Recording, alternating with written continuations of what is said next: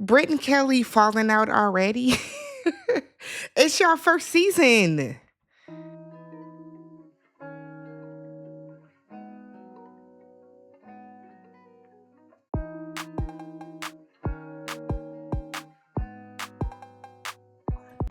What's up, everybody? Welcome and welcome back to the channel. I'm Tammy. This is TammyTalks. We are here to talk The Real Housewives of Atlanta, Season 16, Episode 15, Chapter 3, Rebirth. If you guys are brand new to the channel, please do me a favor. Hit that subscribe button, thumbs up the video. Leave your comments all down below. I have a goal. I want to get 40,000 subs by July 4th. I'm just a little over 2,000 subs away. So if this is your first time and you enjoy it, or if you have been a repeat offender that is not yet subscribed, please do me a favor and hit that subscribe button. Let's get right into it, y'all. So we start off with some snippets of last night. Remember, Shamia had the issue with getting a phone call that the baby was sick. And she was emotional and all that type of stuff. Remember, Brit had that weird, drunken, hot girl moment, which I guess was classy in her eyes, but shots are not classy. Y'all know she just be saying shit. But we see there everybody, once the cameras went down, everybody got drunk and partied and have a good time. Phaedra said it was so wild that she might have gotten Cynthia pregnant or Cynthia got her pregnant. Why is Phaedra here? I have one Phaedra stan in my comments that keeps saying, well, she's here. She's here. Phaedra's shade is funny. No, it's not. Nothing Phaedra has said has been even close to remotely funny this season. She's a waste of space. It was a waste of money to bring Phaedra back. She didn't save the show. She didn't add anything to this season. It was a waste of money to bring her back. So Angela comes to Drew's room. And Drew said this is the first time that they have really felt like a group. They all rallied around Shamia. They had fun. They partied. They laughed. They cried. This is what Drew was looking for out of this group. Angela said that, you know what? When Britt was talking, she was with it. And then all of a sudden, she looked at Drew's face.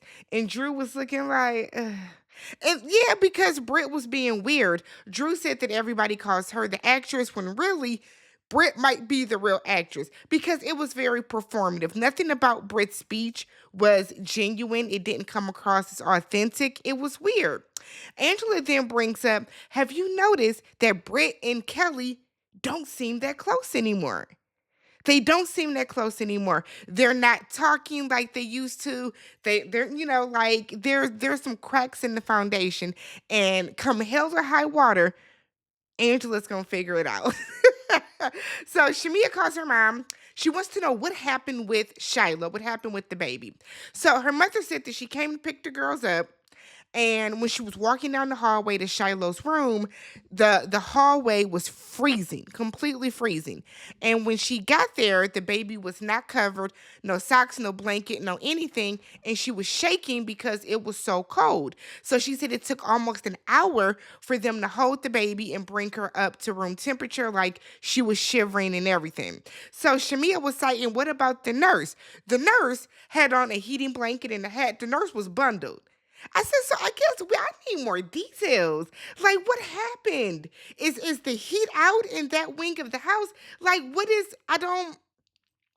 was the air turned up too high? Like, I need more details because it sounds like I believe everything Shamia is saying, but it sounds like we're missing some parts of the story. Don't y'all feel like that? Like, okay, so Cynthia goes over to Portia's room, and Portia has this big ass hat that she wants to take a picture in and have a photo shoot with, I guess. So Phaedra comes in, and she's saying how she likes to watch crime shows before she goes to sleep. So then Phaedra said that Angela gives school teacher vibe. She's very stern when she talks. Like, I feel like Phaedra has a hard on for Angela. Why? It's weird the way that Phaedra is constantly talking negatively about Angela and about Drew, two people that have done nothing to you. It's interesting, right? So Phaedra wants to know what's going on with with Kelly and Britt. No, Shamia and Britt, right. What's going on with Shamia and Britt? And She then said that the African starter pack is a Rolls Royce and the AP bust down. Cynthia didn't know what that was, and neither did I. I do not speak Atlanta, okay?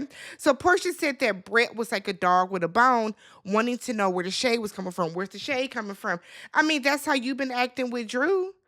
That's how you've been acting when it comes to Drew. That's how Shamia's been acting when it comes to Drew. So y'all would know how dogs behave, but I guess. So Phaedra then lets them know that Britt told her that Kelly doesn't want her using her glam squad.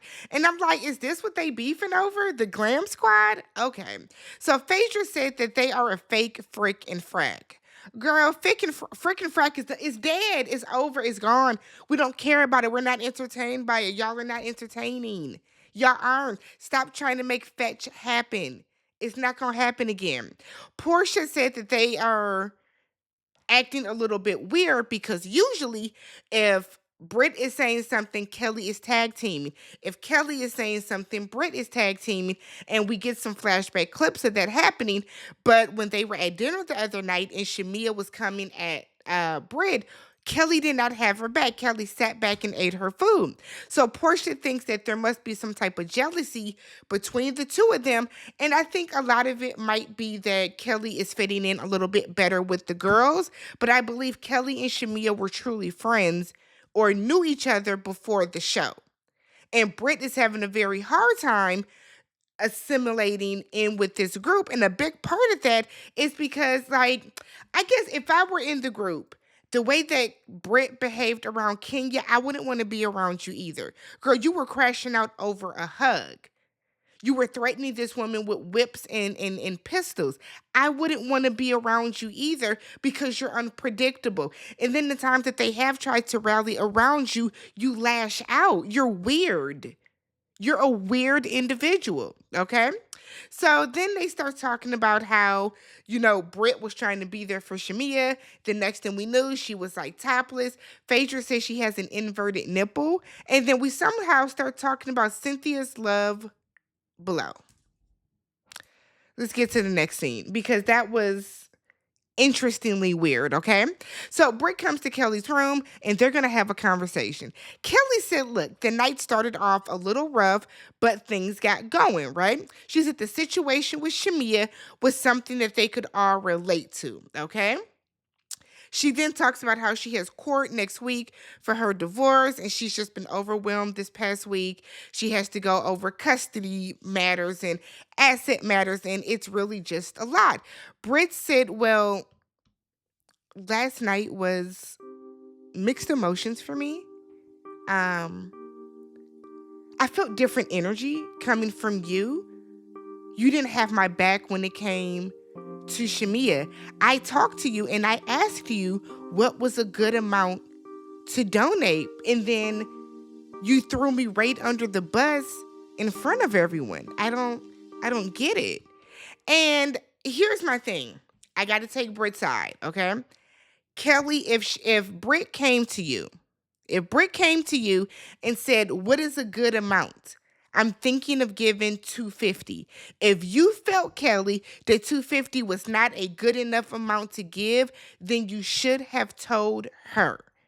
You should have told her that. It's almost like Kelly wants to make sure that she gets in good with the group. Kelly wants to solidify herself in this group of women, so you were willing to throw your friend under the bus. Because if she came to you and she asked you, like, what is a good amount, if you knew that 250 or if you felt that 250 wasn't a good enough amount, why didn't you tell her that? And then why did you like try to call her out in front of everybody? It didn't make sense. So Kelly was like, well, Shamia just wanted you to show up a little more. I mean, here you are at your event bragging about taking your team to Miami to get surgeries, BBLs and whatnot, but this is what you choose to donate. So she wants Britt to really be in her purpose. Set the example. Okay. Britt said, look, girl, it's not that complicated. You use your team, your hair, your security as a shield. And I was like, whoa, what are you talking about? Like, I feel like that came out of nowhere. literally out of nowhere. So in her confessional, Britt is saying that Kelly is mad at her because Kelly is in her confessional, Britt is saying that she feels that Kelly is mad at her. In Kelly's confessional, Kelly is saying that Britt wants her entourage, which I can see. I can believe that. I can 1000% believe that. So apparently, Britt had a meeting with Kelly's whole glam team, okay? Her entire glam squad. Now, when they went to Nashville for Portia's birthday, Kelly let Britt use her glam squad. Now, maybe there's a miscommunication, wires got crossed, and Britt thought that meant she could use them for everything. But according to Kelly, it was just for that moment, I guess. So she does not like the fact that Britt went behind her back and has been meeting with her glam squad. I can understand that being the issue. Britt said that Kelly told her team that they could not work with her anymore. So then find your own glam squad. Y'all are in fucking Atlanta. Makeup artists and hairstylists are a dime a dozen down there. Find another one. So Britt said that she has to share issues with her one-on-one. Don't do it in front of the group. Because honestly and truly, the way that Kelly did tag team with Shamia was unnecessary. Considering now that we know that one, Shamia talked to Britt about her donation already, and then two, she came to you, Kelly. That's lame. That's lame. So the ladies meet up at the pool, and Kelly and Shamia are dressed alike. Britt isn't there just yet, and Angela is like, "Ooh, Britt gonna be mad, cause ain't that supposed to be your bestie for the restie?" Randall, who is the minister of tourism, comes to greet them. You know, they fawn all over him, be thirsty. So then Britt shows up and they do shot o'clock. And I'm like, Britt, I thought shots were for college girls. I have yet to see you turn down a shot. Are you taking these shots? Are you taking these shots? So we then find out that they're getting ready for Jab Jab. So according to Portia, okay, Roxy says, fact check me. If I'm wrong, shout out to Roxy. Jab Jab is a celebration where they cover themselves in oil and they celebrate to beat down the oppressors, because apparently back in the day, the slave owners would refer to the slaves as jabs, which meant which correlated to the devil somehow. Okay. So as we do as Black people, we took it, flipped it, and reversed it and made it something that we do to celebrate. It looked lit. I do want to read up more about it because it seems very, very interesting, right? So Kelly has to excuse herself because she has to go call her attorney because her ex's attorney has not responded in 2 weeks. Drew was like, Ralph is on his third lawyer. We find out Kelly's ex-husband is on his sixth. Shamia was like, why they changing lawyers like panties? Shamia, have you gone and purchased undergarments and stuff yet?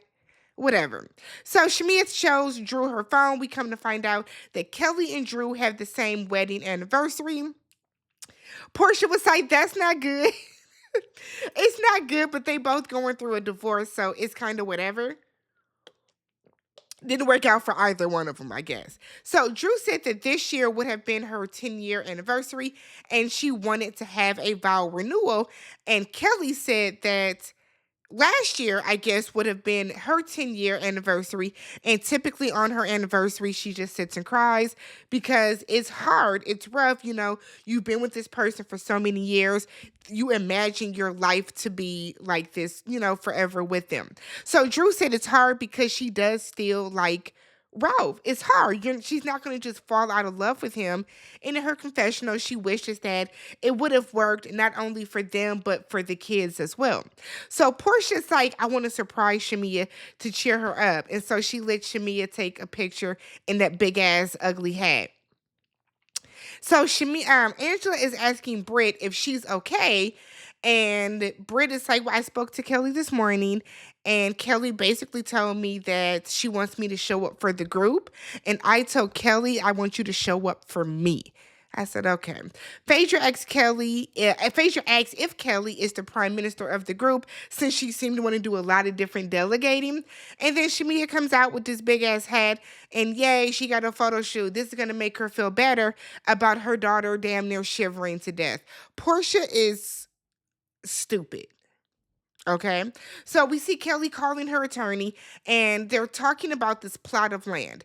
According to Kelly, her husband, ex-husband, gifted her this plot of land that he bought, but then he turned around and just sold it to a friend for money. Kelly doesn't know where the paperwork is, where the deeds of the land is, and she feels that her ex is making everything hard for her. So we pan over to later that night. So apparently Jab Jab starts at 5 a.m. in the morning, but I guess they're gonna start it early for them. I guess, okay. But so they're getting the opportunity to experience it at night. It looked lit as fuck, okay? It looks so much fun. These couples episodes that made me want to go to Grenada. Like it looks so beautiful there. So Cynthia is saying that she didn't want the sweaty, oily men grinding up on her when she got a man back at Lake Bailey. So we get to see some of the party. Everybody is covered in oil. It looked fun, like they're eating the flames and stuff like that. I said, this is a vibe. I don't know if I would want to be covered in oil like that though. That's the only thing. So the next morning, they're packing to leave, and they talk about how long it took to get the oil off. Britt said that the women don't bathe themselves correctly if they weren't able to get everything off. She then tells us how she scrubbed Phaedra like a baby, opened her ass cheeks and everything to help her get the oil off. Just TMI. TMI. So Shamia came down and said that she did not even get all of her oil off. I said, oh, so you didn't bathe. You didn't bathe properly, but okay. Kelly talks about her divorce and said that when she got off the phone with her lawyer, her crystal actually broke in half. And she was so upset about that she Googled it. And apparently that symbolizes the end of a relationship. And I said, huh, okay, sure. So Kelly has the idea to throw her crystal in the ocean and to release everything. And she said that she's happy that the ladies are able to come and relax, rest, and renew. Y'all are happy and cool for now, okay? We see the preview and we know that Kelly and Shamia, no. We know that Kelly and Britt are going to get into it. We know some stuff is going to come out about Charles and Angela. We know that there's more stuff to come with Drew. I guess more stuff is to come with Portia and Shamia. Like, are we gonna see Portia and Shamia fall out? Are we gonna get the dissolution of their friendship? I don't know. I have no idea. But in some housewife news, do y'all know that Ralph has been releasing all these text messages about Drew? Like, Drew, how does he have access to your text messages? Are these just in the divorce documents? I mean, if so, it makes sense why Drew has been trying to keep this divorce sealed. But from what the stuff that I read, Drew, it looked like you had a relationship with Ty. Y'all had something going on because I have never told my friends I love you, baby, and all that type of stuff. That's not how I talk to my woman friends. That's not how that works for me. If that's what you do, Drew, that's a little interesting, but it gives that Drew was in a relationship with Ty. That's how it looks, okay? Ty has now moved on to another straight woman on Basketball Wives that she's getting ready to conquer. And then Portia's divorce was finalized. It is midnight, y'all. Her divorce was finalized, and she got a lump sum payment of, I believe, $600,000. And then Simon has to pay her $40,000 for the next 36. No. What is it? The next 12 to 18 months? But now people are wondering because, he got sent back to Nigeria. Can the USA enforce that type of payment? So it's interesting. It's interesting. But let me know what you guys thought about this episode. Like I said, not a whole lot happened. I guess the next couple episodes of the show, of the remaining episodes of the season, hopefully kick something into gear. But we'll see. If you have not already, don't forget, subscribe to the channel, thumbs up the video, and I will catch you guys in the next one. Peace.